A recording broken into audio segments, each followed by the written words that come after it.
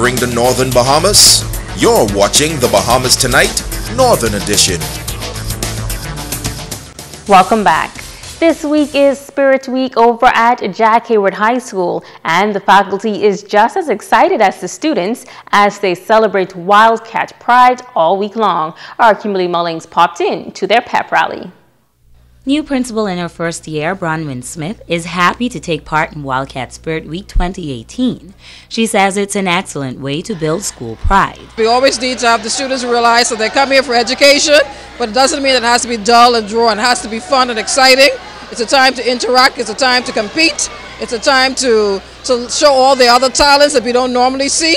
And it's a time not just for students, but also a time for teachers to integrate and have a little bit of fun. And I think we're going to have a lot of fun today and a lot of surprises because the houses, everyone wants to be the winner. And so I know that they even they had secret meetings for what they were doing. So I anticipate a great time of fun. While at the pep rally, we spoke with a few of the students who were all excited to be Wildcats and to represent their houses.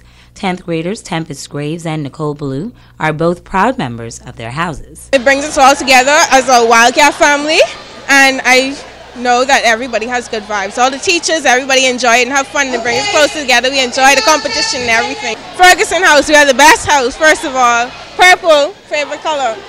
And this is very hype, especially my team. We have a bond together, so our cheerleaders, we didn't just come out here to perform something. We actually having fun whilst we doing it. Rogers House, we have a lot of pride and dignity, and we believe in teamwork and companionship, and our house is very, very competitive. So we come out here to kill, steal, and win. Helping us to be able to know, to be proud of what school we're in. Even when we're in our uniform, that's school pride. We represent school pride when we go out there and support Jack Hayward. Senior Rakeem Forbes has attended Jack Hayward High School for the past 6 years and is beyond proud to be a Wildcat. The school is not just about learning or what's not, but it's just about having school spirit, and staying positive. Thompson House was named after Michael Thompson, the famous basketball player, first Bahamian basketball player.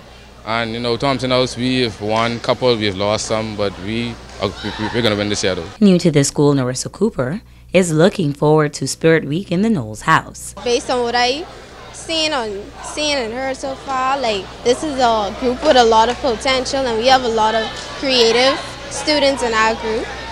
And I feel like we have what it takes to win again this year. Though we split into different houses, at the end of the day, all of us still come back together as one school and as one family. Kimberly Mullings, ZNS Network News. A number of activities are set for the Wildcats for the remainder of the Spirit Week, including basketball games, a talent show, trivia, and a Mr. and Mrs. Jack Hayward competition. The Grand Bahama Port Authority, partnering with the ladies of the Alpha Kappa Alpha Sorority Incorporated chapter here on Grand Bahama on their Founders Day weekend with an island-wide scavenger hunt. GBPA Senior Manager of Group Corporate Affairs Kimberly Miller says it was a great way for them to celebrate 63 years of the Hawksbill Creek Agreement, as well as support local businesses while having fun. We're really pleased to be able to have an opportunity like this to inject money back within the community. That was the key focus for the Grand Bahama Port Authority, that this particular activity ensured that there was money going back. And so we want to say a special thank you to a lot of those stores that participated in today's event, the purchases that were made, the plump up that we were able to do post the Christmas season. So we're very pleased to be able to take a moment to share in that moment of buying local and shopping at home. The participating groups assembled and began the scavenger hunt at 9 a.m. and wraps up at 1 p.m. They were given clues along the way to stop at key locations and then send photos digitally to headquarters. Miller says the groups also had a number of fun things to do along the way. They had some jumping jacks, they had to find a live creature, so therefore some people brought back a lizard, some folks brought back a live cockroach. There was also an opportunity to stop at one of our very fun spots, Wingdings on there. They had to eat some very, very, very hot wings with a signed waiver, so we wanted to make sure that the health factor was there and that they were well aware of what was happening. Esquire, there was also a purchase that happened with them related to neckties and bow ties, but we also went all the way out to NNA in 8 Mile Rock because it was Operation Island Hunt. And we also went as far as COB to be able to do one of the activities out there. So Taino Beach also got loved on. They had some trees planted out there today. So there were lots of different points. And the way it worked, when they were at a location, they sent the photos back to the team that was there to then give them the next clue to move it along.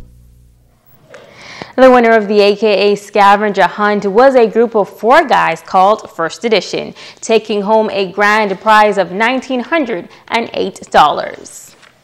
She is known for her skills as a chef, but she says the countless hours on her feet whipping up delectable meals has come with a price. Tonight, she is looking to the community for help as she is now facing a major health challenge.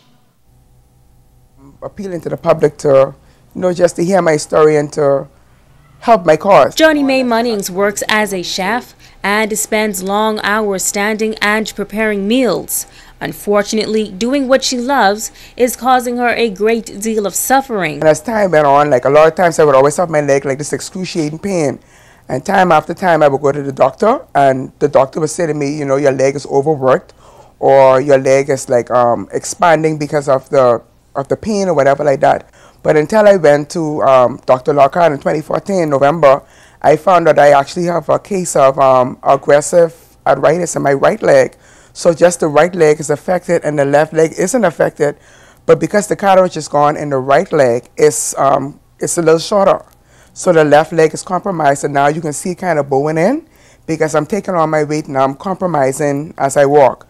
So it's really painful to work, Munning says her condition is so bad that she is basically walking bone on bone. She says that she has tried a number of methods for relief, but she knows she can only put a band-aid on the situation for so long. I use it's a pain relaxer and like a painkiller. But after a while, when you use them, like you can feel like it doesn't work anymore. So like I said, I use like over-the-counter stuff and I get something medicated, but you don't want to also rely on that for the rest of your life too because it gives you side effects where sometimes you feel bad or you have upset stomach and stuff like that. But the natural care in some instances work. Like I would use like I said, some of the ginger or even turmeric and different stuff like that kind of, ease the pain. But at the end of the day, it's not going to go away. It has to be addressed. So that's the reason why I want to, address it. Munnings is appealing to the public for donations as she is preparing to travel to Cuba for corrective surgery. Minister Whitney Bain has already assisted another resident through a successful surgery, and now he is doing the same for Munnings. What she needs to do is actually go over for an assessment first of her hip, and once the doctors have assessed her, they'll give a surgical program as to what she needs to do, and then a cost will be attached. Munnings says the total for the surgery and aftercare is roughly $30,000, and she's hoping to reach that goal as soon as possible as the pain is excruciating. If you're interested in assisting, she says any donations will be greatly appreciated. The account numbers are Commonwealth Bank. It's 70050-15864. And it's also Scotiabank 5387, and they're both based in Freeport. And now it is time to ask the doctor.